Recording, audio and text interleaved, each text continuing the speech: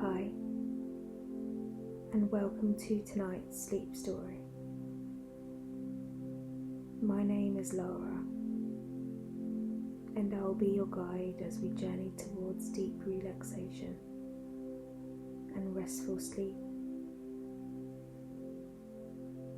Begin by settling into a position that feels cozy and supportive,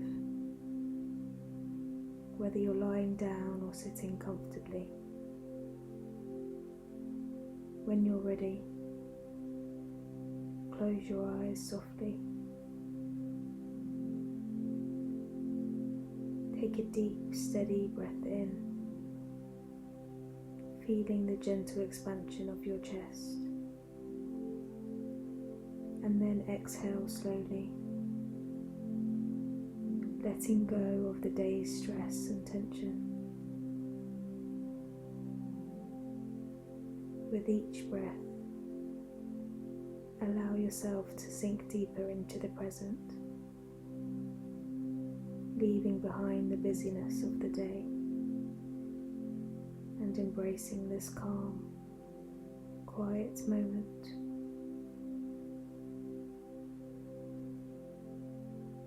Under the soft glow of a crescent moon,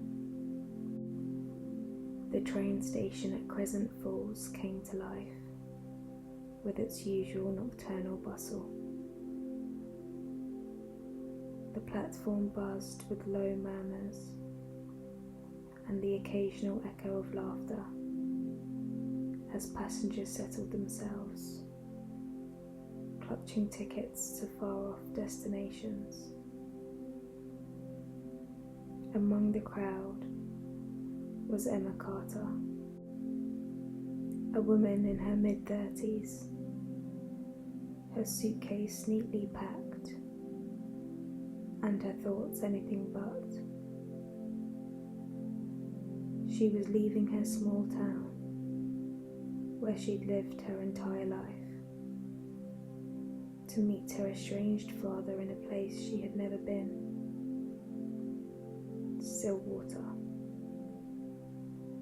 This journey was not one of leisure, it was one of necessity, born from a letter that arrived on a grey morning 2 weeks ago. The letter had been penned in her father's shaky hand, asking her to come see him before it was too late. For years, their relationship had been a patchwork of misunderstandings, arguments, and long silences. But now, with his health failing, he wanted to reconnect. Emma wasn't sure what she wanted from this trip. Closure, forgiveness, or just an escape from the unchanging rhythm of her life. As the train's whistle pierced the quiet night, Emma climbed aboard and found her seat by the window. The carriage smelled faintly of polished wood and worn fabric. She settled in, hugging her scarf tighter around her shoulders. Across the aisle sat an older man with a kind face and a boy of about 10 years, whom she presumed to be his grandson.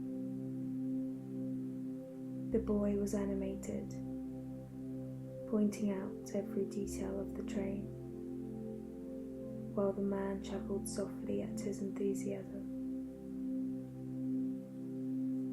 The train began its gentle chug, pulling away from the station and into the open countryside.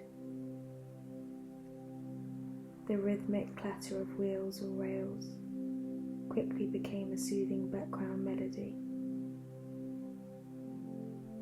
Emma gazed out at the rolling hills and shadowy trees slipping past the window,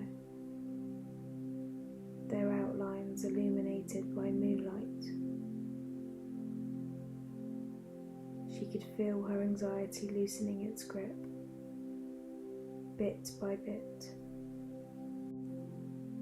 It was an hour into the journey when Emma noticed the boy from across the aisle staring at her.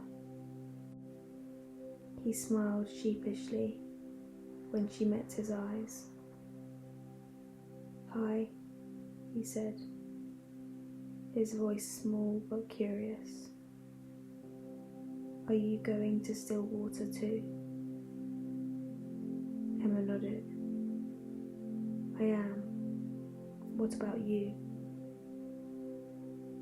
"Me and Grandpa are going to visit Aunt May," he said. Then, leaning closer, as if to share a secret, he added, "She has a big garden with chickens and a pond with frogs." Emma smiled at his earnest excitement. "That sounds like a lot of fun. Do you like frogs?" The boy's eyes lit up. "They're my favourite. I'm hoping to catch one this time."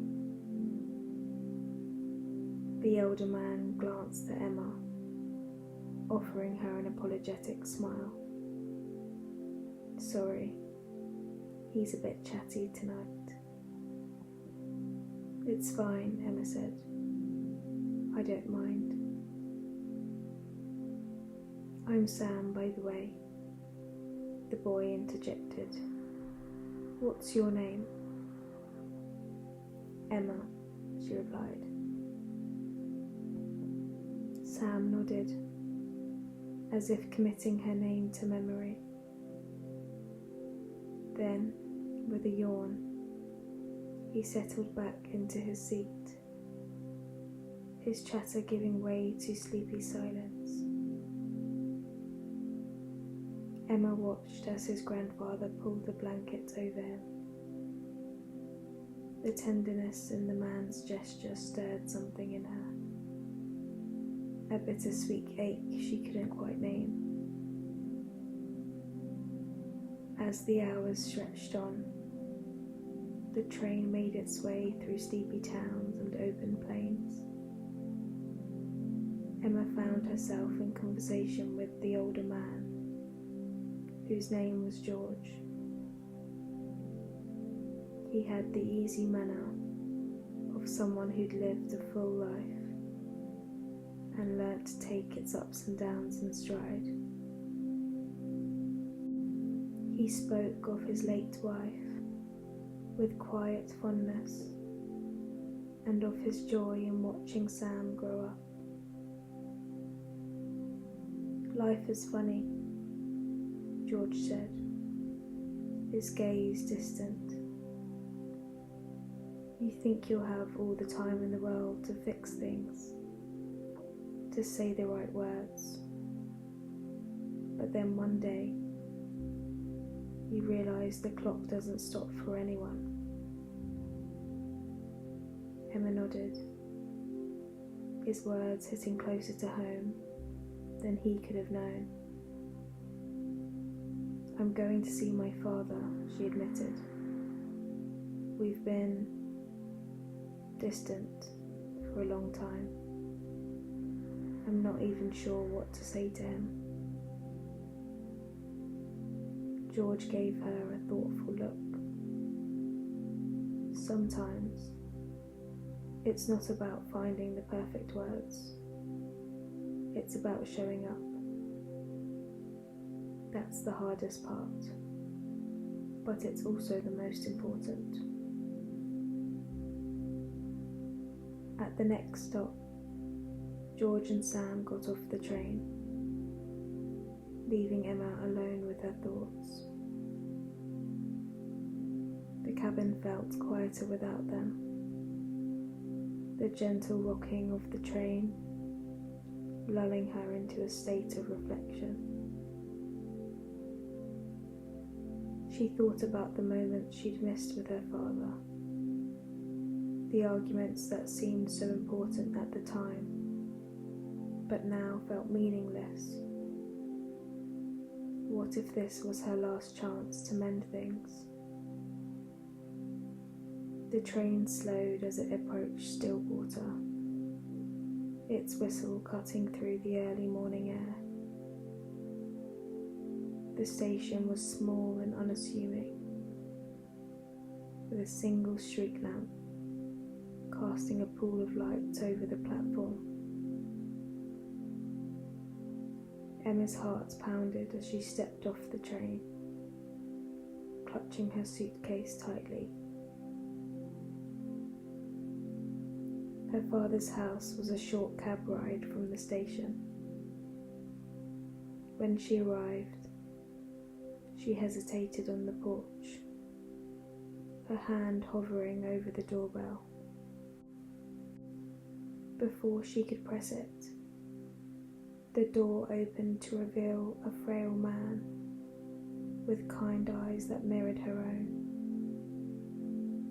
For a moment, neither of them spoke. Then, with a trembling voice, he said, "You came." Emma's throat tightened. "I did." They spent the day talking, really talking, for the first time in years. Her father apologized for the mistakes he'd made, and Emma found herself forgiving him.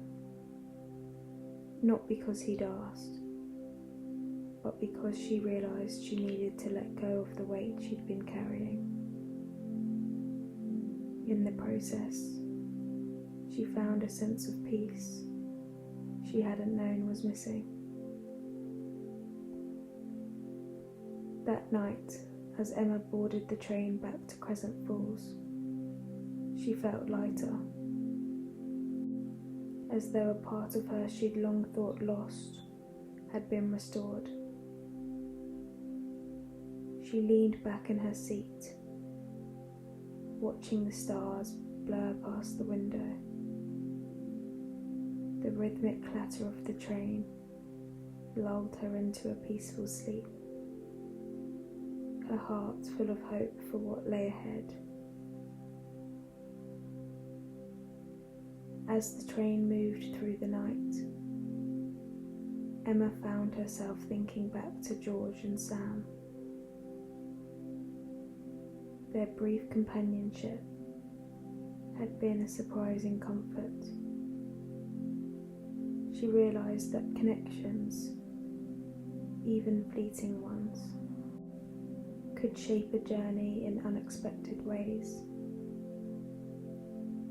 It wasn't just the destination that mattered. It was the moments in between. When the train stopped briefly at a small town along the route, Emma noticed a group of travellers boarding. Among them was a woman about her age, carrying a violin case. She sat across from Emma, her eyes weary but warm. After a few minutes, she smiled. "Travelling far?" the woman asked. Emma returned the smile. "Just back home. What about you?" The woman sighed. "To my sister's. Haven't seen her in years. She's going through a tough time, and I thought it was finally time to visit." Emma nodded, understanding the weight behind the words. "It's never easy, is it?" "No, but it's worth it," the woman replied. "Family is complicated, but sometimes you just have to show up." Emma felt a swell of gratitude for the common threads in their stories. The night stretched on, and their quiet conversation became a balm against the fatigue of travel. The woman shared stories of her childhood, and Emma found herself opening up about her own. In those quiet hours, Emma felt a sense of connection that reminded her she wasn't alone in her journey. When the train finally pulled into Crescent Falls, Emma stepped off with a renewed sense of purpose. She stood on the platform for a moment, taking in the crisp morning air. Life was not perfect, but it was moving, changing, and offering her chances to grow. As she walked away from the station, Emma carried with her the lessons of the journey, the power of showing up, the importance of forgiveness, and the beauty of shared moments with strangers and loved ones alike. The road ahead was still uncertain,